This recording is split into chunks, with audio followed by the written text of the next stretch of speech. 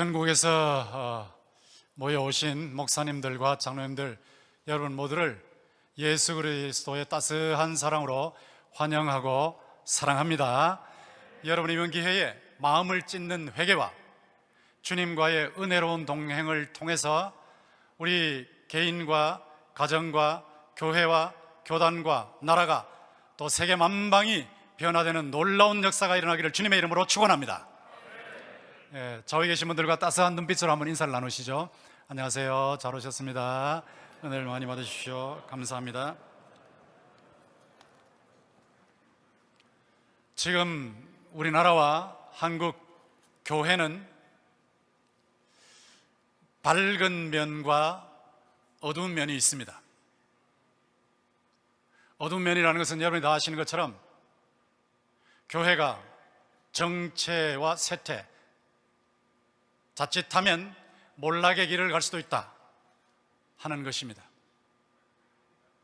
지금 교인들이 주는 것도 문제지만 다음 세대가 점점 줄어들고 있습니다.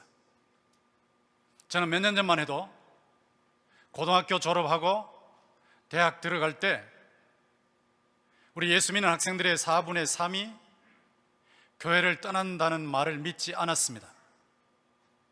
그러나 지금은 그것이 상식 정도가 되었습니다. 교회에 나가지 않는 소위 안 나가 가난한 성도들이 많이 발생하고 있습니다. 여러분 다 아시는 대로 코로나 방역으로 인해서 1만 교회 정도가 문을 닫았다 하는 통계도 나와 있습니다. 어떻게 하든지 기독교회의 지도자들의 입을 틀어막고 복음을 전하지 못하게 하려고 하는 무서운 기독교 박멸 세력도 움직이고 있습니다. 이런 어두운 면이 있는가 하면 밝은 면도 분명히 있습니다. 2021년 3월 31일 이태리 시사 주간지 파노라마는 어떻게 한국이 일본을 넘어 세계를 호령하는 소프트 파워가 되었는가 하는 특집을 다루었습니다. 제가 이번에 말씀을 준비하면서 한번 보니까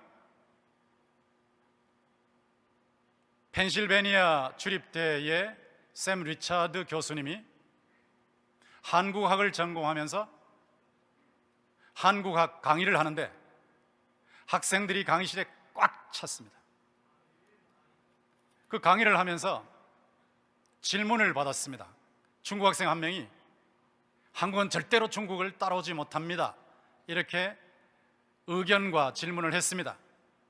그때 샘 리차드 교수님은 이렇게 답변했습니다.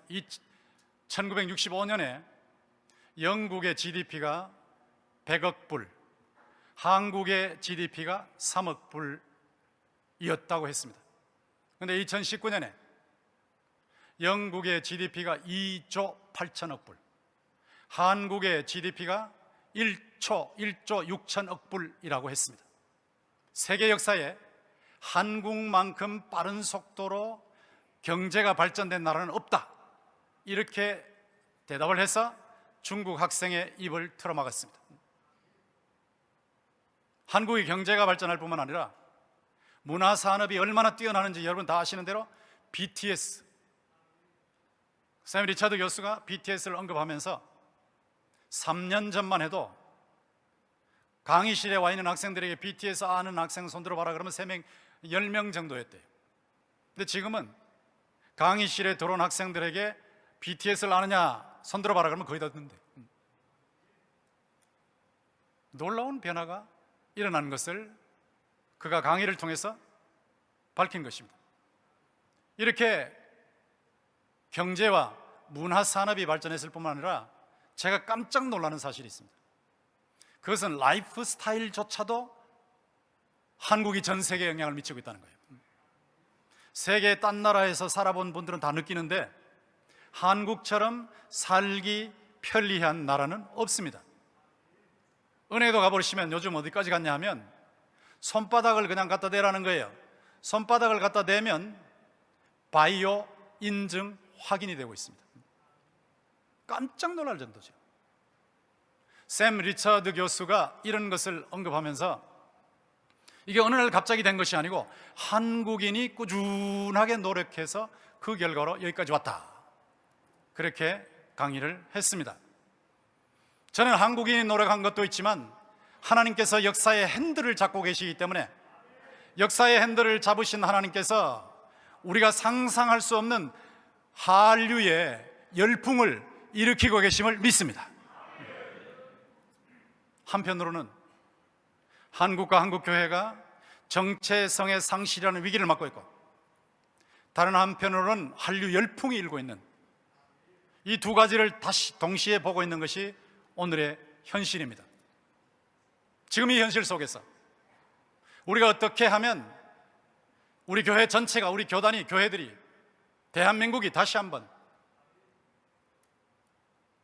회복하고 부흥할 뿐만 아니라 하나님께서 일으키시는 이 코리안 웨이브, 이 한류의 흐름에 따라서 복음의 한류를 전 세계에 흘려보낼 수가 있을까요?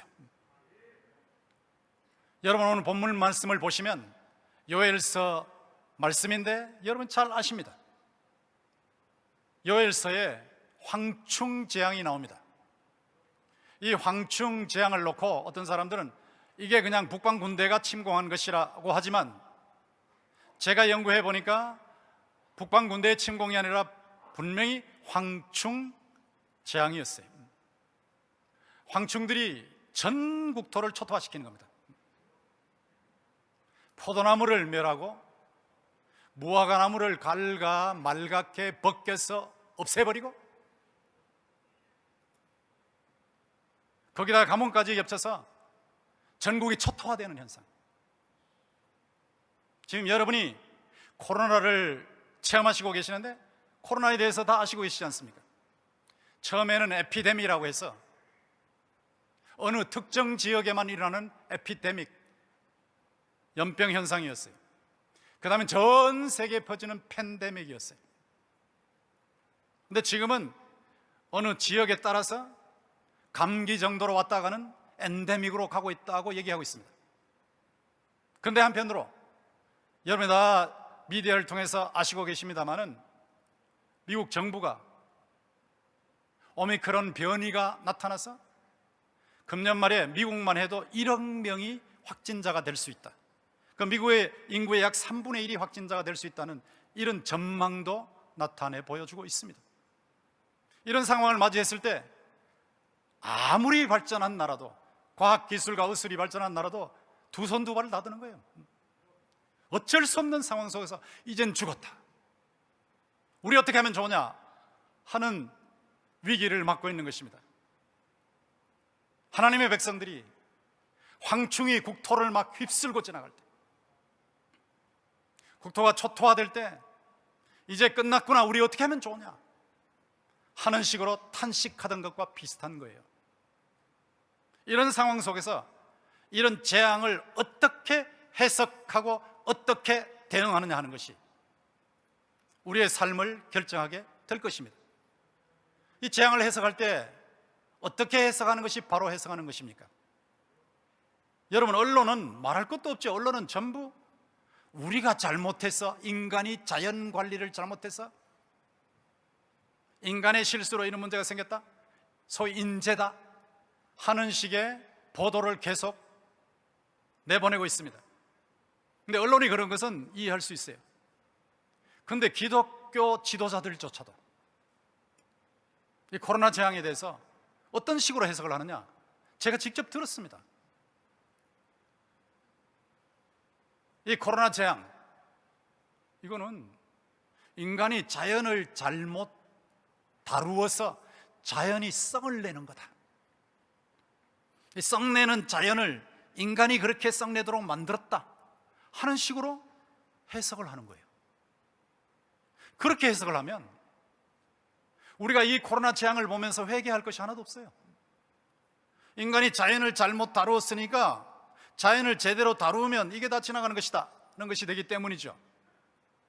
그러나 여러분이 이 코로나 재앙을 볼 때에 어떻게 해석해야 되겠습니까? 오늘 여러분이 본문을 보시면 11절에 이렇게 나와 있습니다. 여호와께서 그의 군대 앞에서 소리를 지르시고 그의 진영은 심히 크고 그의 명령을 행하는 자는 강하니 여호와의 날이 크고 심히 두렵도다. 당할 자가 누구이랴? 하나님의 해석을 보셔야 돼요. 사람들의 해석이 중요한 것이 아닙니다. 언론의 해석이 중요한 것이 아닙니다. 소위 기독교 지도자라고 하면서 유튜브에 나와서 해석하는 사람들의 해석이 중요한 것이 아닙니다. 중요한 것은 하나님의 해석입니다. 하나님께서 황충 재앙을 어떻게 보셨으며 코로나 재앙을 어떻게 보시고 계시냐는 것이죠. 여기 보시면 여호와의 날이 나와 있어요. 여호와의 날, 여호와의 날, 욤 여호와, 여호와의 날, 욤 여호와, 여호와의 날, 욤 여호와. 하나님께서 사람들이 죄를 지을 때에 별일 없는 것처럼 사람들이 느낄 때가 있습니다. 그런 식으로 하나님이 가만히 계시는 것처럼 느낄 때가 있습니다.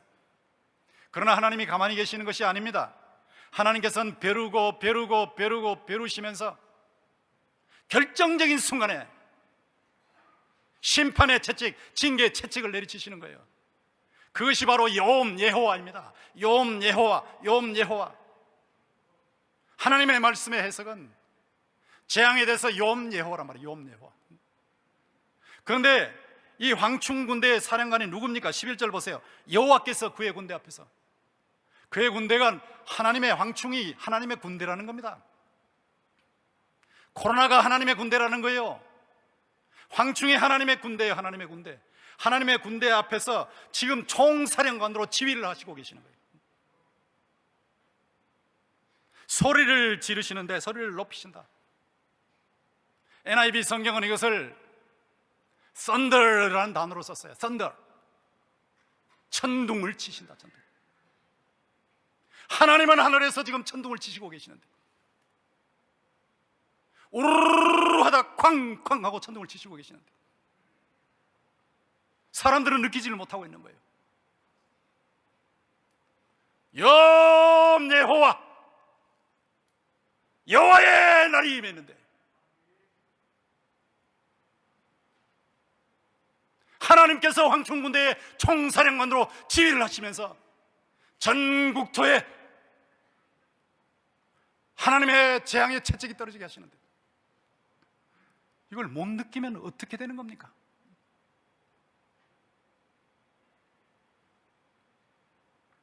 코로나를 놓고 우리가 어느 지역에 어느 사람들, 몇몇 사람들의 죄다 그렇게 생각하지 않습니다. 여러분 요한계시록을 보셨습니까? 요한계시록을 보면 하나님께서 여호와의 날, 욤 야훼, 마지막 최종적인 욤 야훼, 최후 심판의 날, 최종 구원의 날, 그 욤 야훼를 앞두시고 일곱 인 재앙과 일곱 나팔 재앙과 일곱 대접 재앙을 가지고 경고를 하세요. 일곱 인 재앙, 계시록 6장에 나오는 일곱 인 재앙의 네 번째 재앙을 보시면 검과 흉년과 사망과 맹수로 사람들이 죽더라고 했습니다. 검과 흉년과 사망과 맹수, 야수. 근데 거기 사망이라는 단어, 헬라어 원문에 보면 사나토스입니다. 사나토스. 사나토스는 사망이죠. 그러나 문맥에 따라서 연병이라는 뜻이 있습니다. 검과 흉년과 연병과 야수로. 계시록 6장 8절을 확인해 보십시오. 계시록 6장 8절에 나오는 사망이 연병이에요. 연병. 전 세계가 지금 이 팬데믹, 코로나 팬데믹으로 고통을 당하고 있고 이제는 좀 낫나 엔데믹으로 그저 감기 정도가 아닌가 하는데 또 터지는 거예요.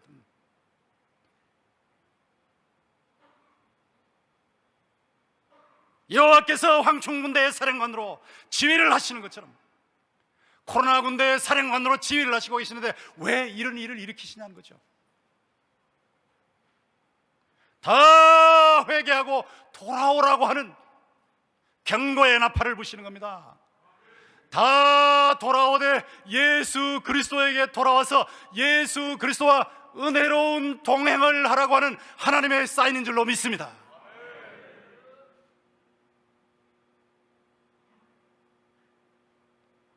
인류 역사가 지금 최종 여호와를 향해서 달려가고 있는 거예요.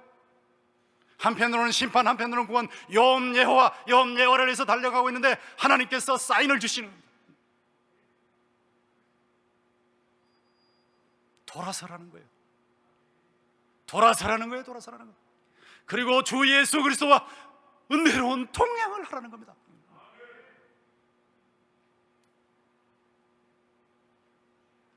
제가 개인을 보고 22년을 목회하지 않았습니까? 개인을 보고, 가정을 보고, 교회를 보고, 교단을 보고, 나라를 보고, 세계를 볼 때 안타까운 것이 있어요.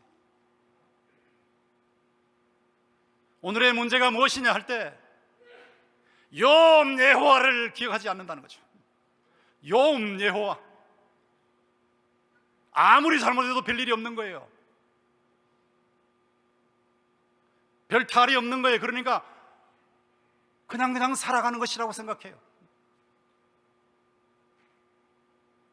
근데 별일이 없는 것이 아니고 별 탈이 없는 것이 아니고 하나님께서 한 사람이라도 회개하고 구원을 받도록 기다리고 계시는 줄 믿습니다.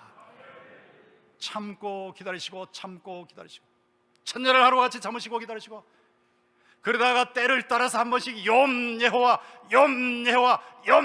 하면서 경고를 하시고 채찍을 가하시고 정신 바짝 차리게 하시고 썬더 우르르 쾅 하면서 때리셔서 돌아오라는 거예요. 돌아오라는 거예요.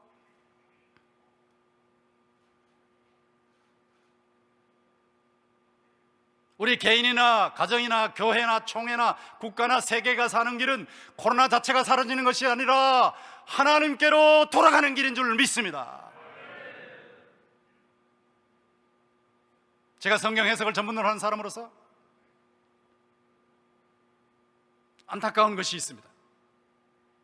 사무엘하 11장에 보시면 다윗이 간음을 합니다. 다윗이 청부 살인을 합니다. 근데 12장에 보면 하나님의 책망이 나단을 통해서 바로 임합니다. 근데 13장부터 18장까지 가면 다윗의 딸이 강간을 당하고 다말, 다윗의 아들 암논이 살해를 당하고, 다윗의 아들 압살롬이 반란을 일으켜서 다윗의 가정과 나라가 초토화가 되는, 그래서 마지막에 18장에 가보면 압살롬이 상수리 나무에 그 치렁치렁한 머리채가 달려가지고, 머리칼이 걸려가지고 요압이 가서 창으로 단창 3개로 찔러버리고 10명의 군인들이 둘러서서 칼로 막 베서 참혹하게 압살롬이 죽는 장면이 나와요. 근데 이 본문을 해석할 때 말입니다, 개혁주의자들이라고 하면서 13장부터 18장까지의 그 무시무시한 채찍, 그걸 우리는 안 받는다는 거예요. 신약시대에 우리는 안 받는다는 거예요. 왜 안 받느냐 하면 예수 그리스도께서 십자가에 달리셔서 우리 대신 그 모든 죄값을 치르셨기 때문에 우리는 안 받는다는 거예요. 제가 그것을 읽으면, 그런 설교를 듣고 읽으면서 기가 막힌다, 기가 막혀. 그러면 성경에서 사무엘하 13장에서 18장을 제거하라는 것입니까? 도려내라는 것입니까? 그대로 거기 있지 않습니까? 하나님이 다윗을 사랑하시기 때문에 다윗이 잘못했을 때 여호와 따끔하게 때리시는 거예요. 따끔하게 정신을 바짝 차리게 만드시는 거예요. 그것이 예수님의 십자가 부활 이후에도 있는 겁니다. 하나님이 사랑하는 자식마다 반드시 징계를 바르게 세우시는 줄로 믿습니다. 계시록 2장과 3장을 보십시오. 계시록 2장과 3장을 보시면 7 교회에 주신 주님의 편지가 나오지 않습니까? 거기 영광스러운 주님, 우주의 대통령으로, 지구촌의 대통령으로 온 세계와 교회들을 다스리는 주님께서 하나님의 백성들이 잘못하실 때 그 내가 십자가에서 다 너희들 대신 죄값을 치렀으니까 너희 징계 안 받을 거야, 괜찮아 그러셨습니까? 사무엘하 13장에서 18장까지 없다 그러셨습니까? 그거 아니에요. 예수님께서 뭐라고 말씀하셨습니까? 내가 내 입의 검으로 그들과 싸우리라고 말씀하셨어요. 내가 내 입에서 그들을 토하여 내리라고 말씀하셨어요. 그것이 분명히 계시록 2장과 3장에 나오는 것입니다. 왜 이 말씀을 없애버리는 것입니까? 왜 오늘날 예수 믿는다고 하면서 개인과 가정과 교회와 교단과 우리나라가 이 모양이 됐습니까?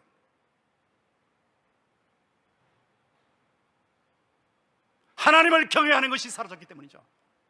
하나님을 사랑하고 하나님께 감격스럽게 감사하고 엎드려 경배하지만 동시에 죄 앞에서 하나님을 무서워해야 할 줄로 믿습니다.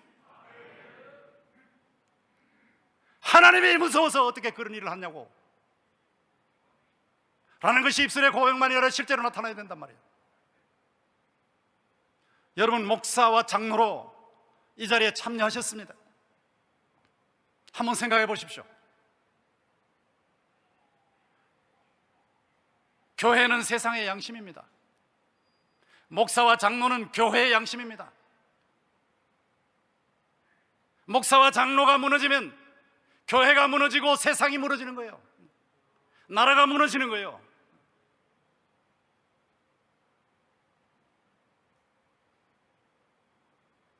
교회는 세상의 희망입니다. 목사와 장로는 교회의 희망입니다. 교회가 다 무너지는 것 같아도 목사와 장로가 바로 서면 그 교회는 희망이 있는 줄로 믿습니다. 우리 교단도 여러분이 바로 서시면 우리 교단에 희망이 있는 줄로 믿습니다. 제가 이런 말씀을 드리면 목사님, 우리가 무슨 잘못했습니까? 목사 장로가 무슨 잘못했습니까? 이런 반문을 속으로 하시는 것 같습니다. 자, 무슨 잘못했느냐고요? 말씀드려볼까요? 여러분 분명히 교회에서 여러분 목사 장로 기도에 보내주시면서 여러분을 위해서 기도하고 계시지 않습니까? 근데 여러분 교회에서 예배 드리는데 평신도들이 늦게 들어오는 거 여러분이 어떻게 하십니까? 예배 전 최소한 10분 전에 오라고 말씀 안 하세요? 근데 제가 아까 여기 앉아서 봤어요. 예배가 시작되는데 너무 비어있는 거예요. 자, 여러분이 교회의 양심이에요. 양심. 저도 교회의 양심이에요. 교회의 희망이에요. 근데 우리가 이만큼 떨어졌다고 하면 이건 정말 안 되는 것 아니겠습니까? 제가 총회에 여러 차례 갔지만 총회에 갈 때마다 안타까운 것이 있는 거예요. 1,500여 명의 총대가 있습니다. 근데 교단에 아주 심각한 문제가 생겨서 이것은 안 돼, 이것은 안 돼, 이것은 안 돼, 전부 다 그렇게 탄식하고 통탄하고 그것은 제거해야 된다고 생각하는데 회의가 시작되면 입을 다무는 거예요. 발언하는 사람 5명에서 10명밖에 안 돼요. 회의가 쉬면 휴회하면 바깥에서 막 그렇게 탄식을 해요. 시작하면 입을 다물어 버려요. 일본 군대가 단검을 차고 협박하는 것도 아닌데 교회의 양심, 교단의 양심인 우리가 잘못된 것을 사랑으로 반드시 지적해야 되지 않겠습니까? 그런데 입을 다물어 버리는 거예요.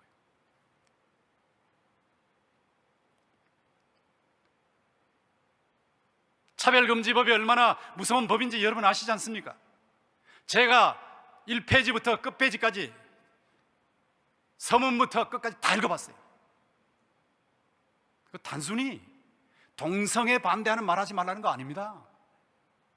심리적으로 불편을 느끼도록 하는 걸 못하게 하는 거예요. 그렇게 되면 목사님들이 성경에 근거해서 책망 못해요. 복음을 전하지 못해요. 보통 심각한 문제 아닙니다. 이런 것을 막아야 되는데 이것은 반드시 막아야 할 줄로 믿습니다. 근데 이걸 막기 위해서는 국회의원들한테 가서 이거 통과시키면 안 됩니다. 분명히 얘기해야 될 거 아닙니까? 이걸 막기 위해서는 교인들이 사랑으로 시위를 할 때, 선한 싸움으로 시위를 할 때 다 나와야 될 거 아닙니까? 근데 왜 안 나옵니까? 교회들은 어디로 갔습니까? 장로님들은 어디로 갔고 목사님들은 어디로 갔습니까? 이거 입을 다물어 버리면 통과돼 버리는 거예요. 그냥. 어떤 분들은 그래요. 아이, 그것만 문제냐, 다른 문제가 얼마나 많은데. 그러지만 여러분 보십시오. 155마일 전선에 다 지켜야지 그것만 지키는 거냐라고 하는 사람들 보고 하는 말이 제가 이거예요. 육박전이 벌어진 곳이 어디냐? 이미 전투가 벌어져서 싸우고 있는 곳이 어디냐? 거기서 막아야죠. 거기서 전체를 막지만 거기서 막아야죠. 지금 차별금지법 동성애 문제는 교회와 이 세상과의 육박전이 벌어지고 있는 장소인 줄로 믿습니다. 이건 반드시 막아야 됩니다. 반드시. 근데 왜 가만히 계십니까?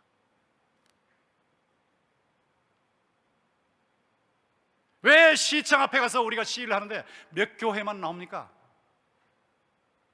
보통 문제가 아니에요. 보통 문제. 제가 총회에 계속 다니면서 다 그런 건 아니에요. 대부분 깨끗하신 분들이지만 마음에 탄식이 있어요. 우리가 주를 따르는가 돈을 따르는가? 주의 제자인가 돈의 제자인가? 구체적으로는 제가 들어가지 않겠습니다. 너무 안타까운 것입니다. 이런 일을 해도 별일이 없으니까, 별 탈이 없으니까 괜찮다고 하는데 여호와 하나님을 생각하셔야 돼요. 11절을 생각하셔야 돼요. 여호와께서 그의 군대 앞에서 소리를 지르시고 그의 진령은 심히 크고 그의 명령을 행하는 자는 강하니 여호와의 날이 크고 심히 두렵도다. 당할 자가 누구이랴? 우리 모두가 하나님을 두려워야 할 줄로 믿습니다. 하나님이 어느 순간에 여호와의 날, 여호와로 치시는 때가 있단 말이에요. 사울이 자신이 머리가 배임을 당하고 자기의 시신이 벳산성벽에 꽂히는 것을 미리 보았다면 다윗을 그렇게 괴롭혔을까요? 다윗이 자신의 딸이 강간을 당하고 아들이 죽고 또 아들이 반역을 일으켜서 마지막에 상수리 나무에 머리채가 걸리고 10명에 둘러싸여가지고 막 칼과 창으로 찔리는 모습을 미리 보았다면 그런 일을 했을까요? 여호와, 여호와, 여호와 그것을 기억하지 않았기 때문에 그런 무서운 일을 겪은 겁니다. 저와 여러분은 여호와를 기억하시기를 주님의 이름으로 축원합니다. 여호와를 기억하면 바로 다음으로 나가는 거예요. 12절 보세요. 여호와의 말씀에 너희는 이제라도 금식하고 울며 애통하고 마음을 다하여 내게로 돌아오라 하셨나니 너희는 옷을 찢지 말고 마음을 찢고 너희 하나님 여호와께로 돌아올지어다. 그는 은혜로우시며 자비로우시며 노하기를 더디하시며 인애가 크시사 뜻을 돌이켜 재앙을 내리지 아니하시나니 주께서 혹시 마음과 뜻을 돌이키시고 그 뒤에 복을 내리사 너희 하나님 여호와께서께 소제와 전제를 드리게 하지 아니하실지 누가 알겠느냐? 이렇게 했고 21절 보십시오. 땅이여 두려워하지 말고 기뻐하며 즐거워할지어다. 여호와께서는 큰 일을 행하셨음이로다. 우리가 여호와 야훼를 기억하고 하나님을 경외하고 죄를 지었을 때 돌아서면, 죄를 짓지 않기 위해서 떨며 범죄하고 죄를 지었을 때 돌아서면 하나님께서 우리를 위해서 회복과 부흥과 성장과 만방의 한류를 누리게 하는 복을 내리실 줄 믿습니다. 여호와께서 우리를 위하여 큰 일을 행하셨음이로다. 마음을 찢고 하나님께로 돌아가면 됩니다. 옷을 찢는 게 뭡니까? 가장 큰 슬픔, 가장 큰 아픔, 가장 큰 분노, 가장 큰 혐오를 표현하는 거예요. 회개를 한다 그러면서 덤덤해요, 심상해요, 눈물 콧물을 흘리고 다음 순간에 똑같이 해버려요. 그건 회개가 아닙니다. 회개는 지적으로 내가 잘못했다는 것을 인정하고 감정적으로 가슴 아파하고 의지적으로 그 행동을 청산하는 것입니다. 청산. 오늘의 문제가 무엇입니까? 회개는 한다고 하지만 마음에 아픔이 없어요. 내가 왜 그랬던가? 내가 왜 목사로서 그랬던가? 내가 왜 장로로서 그랬던가? 제가 대구동신교회 강단에서 계속해서 말씀드렸습니다만 목사는 강단의 양심을 지켜야 돼요. 여러분 듣기 좋은 소리 하려고 제게 온 거 아닙니다. 하나님 말씀 그대로 전하려고 온 것입니다. 강단의 양심 마지막까지 지켜야 할 존재는 목회자인 줄로 믿습니다.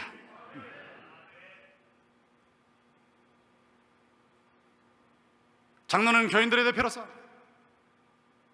교회 양심이라고 말씀을 드렸어요. 잘못했으면 아파야죠. 인정하고 아파야죠. 어느 정도로 아프냐 하면 금식하고 울며 애통하고 마음을 다하여 그랬으니까 금식하고 애통할 정도로, 통곡할 정도로 아픈 거예요. 주여, 이 대한민국을 불쌍히 여겨 주시옵소서. 우리 총회를 살려 주시옵소서. 28절 이하에 나온 대로 우리에게 성령을 부어주셔서, 회개의 성령을 부어주셔서 우리가 통곡하며 눈물을 흘리며 회개하되 마음을 찢고 하나님께 돌아가게 하여 주시옵소서.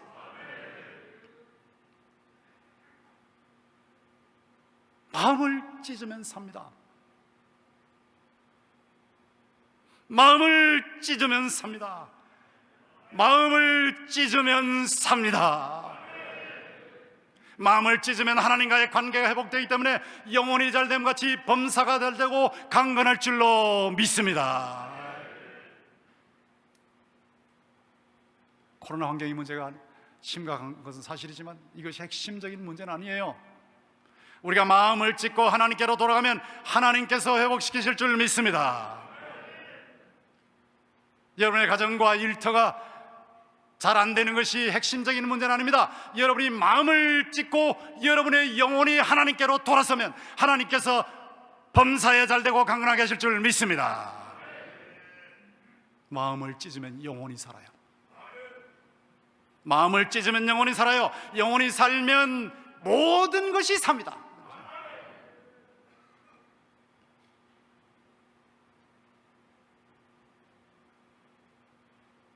주여, 회개의 눈물을 회복시켜 주시옵소서.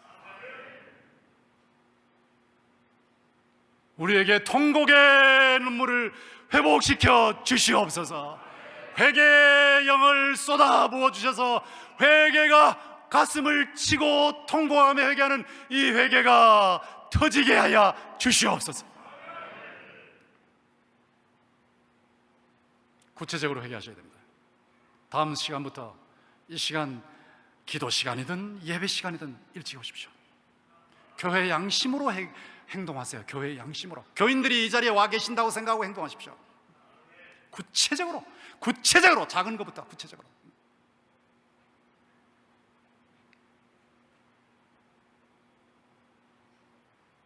하나님이 어떤 분입니까?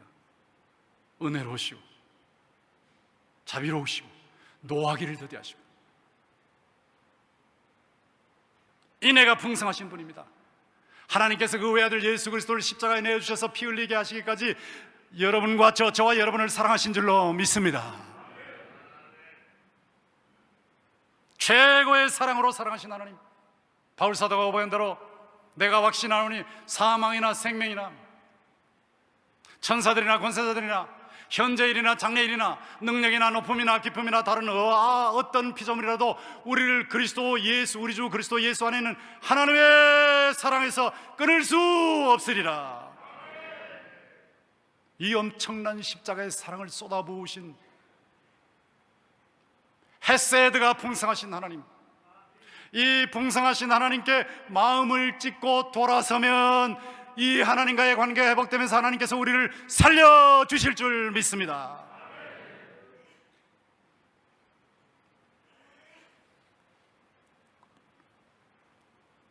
마음을 찢고 회개하고 하나님께로 돌아와서 주님과 은혜로운 동행을 하는 겁니다. 포도나무 가지가 포도나무에 붙어서 그 수액을 흡수해서 생명력이 속에서 작동하고 이것을 열매로 분출하는 것처럼 여러분이 예수 그리스도의 포도나무 대신 예수 그리스도의 가지로서 예수 그리스도에게 늘 붙어 계시면 회개하고 늘 붙어 계시면서 은혜로운 동행을 하시면 예수의 생명이 여러분 속에 와서 그것이 약동할 줄로 믿습니다. 그것이 흘러갈 줄로 믿습니다. 여러분 속에 예수 그리스도의 생명의 수액이 들어와서 약동하면 반드시 여러분이 살아나고 여러분의 가정과 교회와 교단이 살아날 줄로 믿습니다. 예수 그리스도와 은혜로운 동행을 하면 예수의 생명이 약동하고 예수의 생명이 흘러가는 거예요. 이 예수의 생명을 흘러가게 할 때에 나의 달려갈 길과 주 예수께 받은 사명, 곧 하나님의 은혜의 복음을 전하는 일을 마치려 하면 나의 생명을 조금 더 귀한 것으로 여기지 아니하노라. 이런 스피릿으로 복음을 전하는 겁니다. 하나님의 백성들이 예루살렘을 복음으로 가득 채웠어요. 여러분의 지역을, 여러분의 도시를, 여러분의 마을을 예수 생명의 복음으로 가득 채우시기를 바랍니다. 저는 대구에서 목회할 때 90만 호, 약 250만 명, 조금 덜 되지만 한 사람도 예수의 이름을 듣지 못한 사람 없도록 만들기 위해서 문 열어주는 곳은 다 들어가서 교인들이 복음을 전하겠어요. 복음으로, 소금으로 배추를 절이듯이 복음으로 사람들을 절이는 거예요. 예루살렘을 복음으로 가득 채웠던 사도들처럼 그 채우는 과정에서 고난이 오면 그 고난을 감당하는데 그것이 십자가이기 때문에 십자가를 지고 복음을 전하는 거예요. 이렇게 복음을 전할 때 하나님께서 일으키시는 한류의 열풍이 복음의 한류의 열풍이 될 줄로 믿습니다. 전 세계를 변화시키는 열풍이 될 거예요. 하나님께서 우연하게 코로나를 허락하시고 하나님께서 우연하게 BTS, 한국 문화, 한국 음식, 한국의 라이프스타일에 열풍이 불게 하신 거 아닙니다. 하나님께서 대한민국의 교회들을 사용하실 줄로 믿습니다. 대한민국의 교회들이 다시 한번 일어나서, 우리 교단이, 우리 교회들이 다시 한번 일어나서, 교인들이 다시 일어나서 예수의 생명이 약동하고 이것이 흘러가게 만들려고 하시는 하나님의 놀라운 뜻이 계신 줄로 믿습니다. 잘못하는데도 별 탈이 없다고요? 욤 여호와가 있습니다. 잘하는데도 별 복이 없다고요? 욤 여호와가 있습니다. 하나님께서 낮추시고 시험하사 마침내 복을 주신 줄 믿습니다. 학개시대에 하나님의 백성들이 성전을 짓지 아니하고 자기들은 판백한 집에 살면서 성전은 황폐한 곳에 있도록 버려두었을 때는 구멍 뚫린 전대라고 했어요. 구멍 뚫린 전대. 아무리 돈을 벌어서 자기의 전대에 넣어도 다 사라지는 거예요. 네, 하나님의 백성들이 성전에 토대를 놓는 날부터 하나님께서 오늘부터 내가 너희에게 복을 주리라 말씀하셨습니다. 죄 짓는데도 별 탈 없다고요? 욤 여호와가 있어요. 바로 사는데도 별 복이 없다고요? 욤 여호와가 있습니다. 하나님께서 지금도 살아계셔서 마음을 찢고 울며 하나님께 돌아오는 심령을 살리실 줄 믿습니다. 가정을 살리실 줄 믿습니다. 교회를 살리실 줄 믿습니다. 교단을 살리실 줄 믿습니다.